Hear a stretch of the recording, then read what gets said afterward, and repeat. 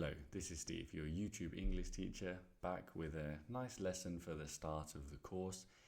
We are writing a letter and we're really getting to know each other a bit and seeing what the students want to do with their lives. Very important for a teacher. And of course, on my channel, it's very focused on B2 and C1, so we'll do a little bit of grammar with that focus as well, and the writing will be aiming at that as well. But I'm trying to make it interesting, so we're using some different resources. This listening, I'd probably put around a B2 level. There's quite a lot of detail that you need to get. We're going to watch a short video about an inspirational teacher. You need to answer these questions. Let's watch and answer. As high school assignments go, it's a little different.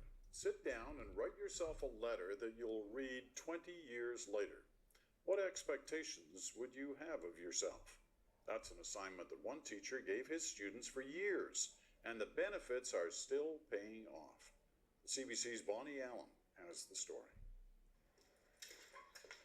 Last week, a trip to the mailbox was a trip back in time for Scott Fulton, back to 1994 when he wrote a letter to his future self. November 30th, 1994. Dear Scott, myself. Hey, how are you? I'm fine. Do you remember why you're getting this letter? It was an assignment from his grade 9 English teacher, Bruce Ferrer. Here's one I wasn't allowed to read, confidential. He started it back in the 60s. The assignment, write a 10-page letter to your future self. The motivation to write it was look at where you're going and decide, okay, what is it I want to do with myself? And so they would write about where they wanted to end up. Then, 20 years later, Ferrer tracks down his former students and mails their letters. Over the years, he's mailed out more than 1,000. Fulton is humbled by Mr. Ferrer's dedication and the expectations of his 14-year-old self. So anyways, are you married? To whom? I've always wondered if I would get married to someone that I already know or someone I'll meet later on in life. Not married. So I'm assuming you have some children right now? Nope. Dear Troy, It's become a rite of passage, repeated across the country. I hope to be living in a huge house with a gigantic bank account. Troy Cochrane is finishing a PhD in economics. Impressive? Indeed. But he had a lot to live up to.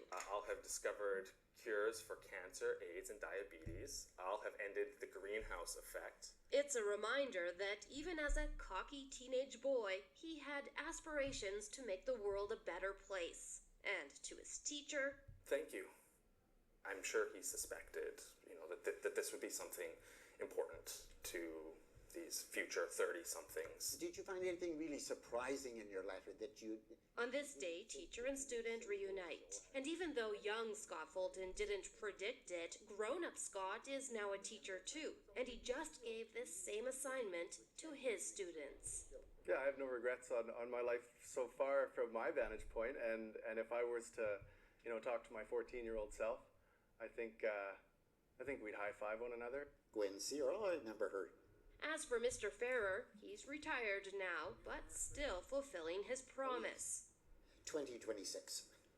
That's when he'll mail his last letter. Bonnie Allen, CBC News, Regina. Okay, so it's a Cambridge assessment. We listen twice normally. You can go back 3 minutes and listen again. And then you should have these answers.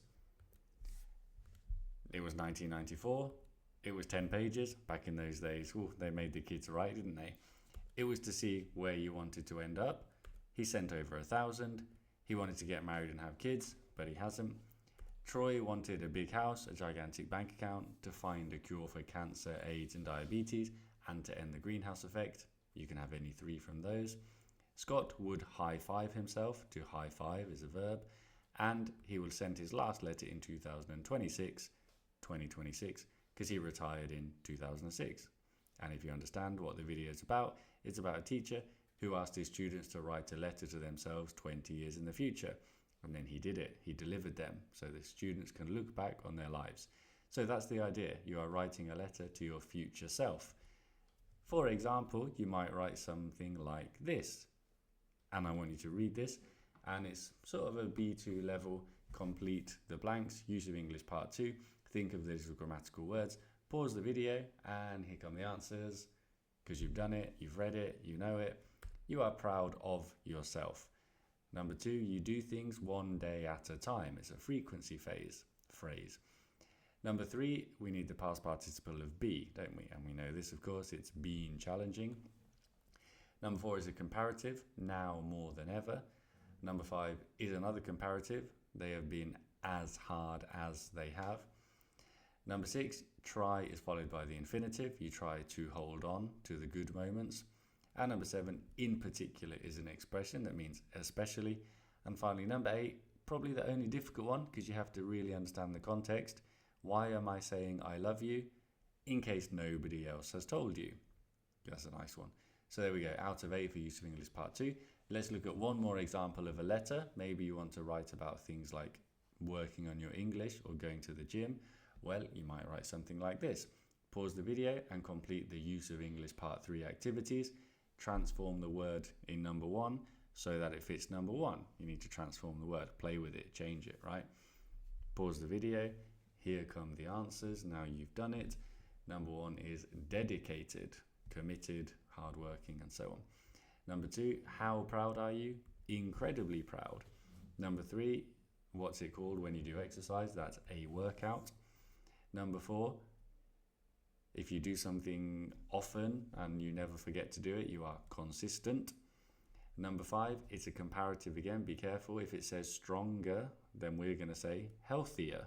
That was a nice one. I like that question. Number 6, celebrate every we need a noun. The noun is victory.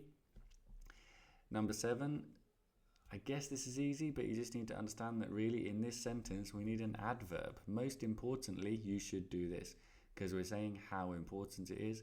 So most importantly was sort of, I don't know. I don't have a good explanation for why we need an adverb there, to be honest, in that expression, but we need an adverb. And number 8, I think the best answer is positivity. One of my students said positiveness, and then I Googled it, and apparently it is a word. Positivity sounds more natural to me, so that's what I'm going with. Okay, so there we go. We've done a bit of grammar. Now it's your turn. The point of this lesson really is write a letter to yourself in the future. Let's make it into a sort of Cambridge question. We need to give you quite a clear task so that you write relevant things for the task. The task is write about your goals and things that worry you. So you should be seeing straight away when you see a question like this, oh, I'm imagining the plan in my head. Very important that we need a plan, we need a structure.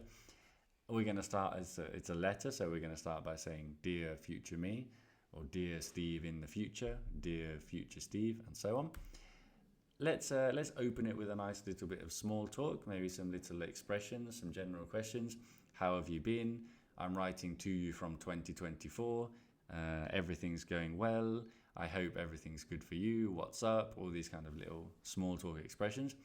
Then we get into the main points, don't we? And as you know, my plan should be detailed. I'm showing you my plan here.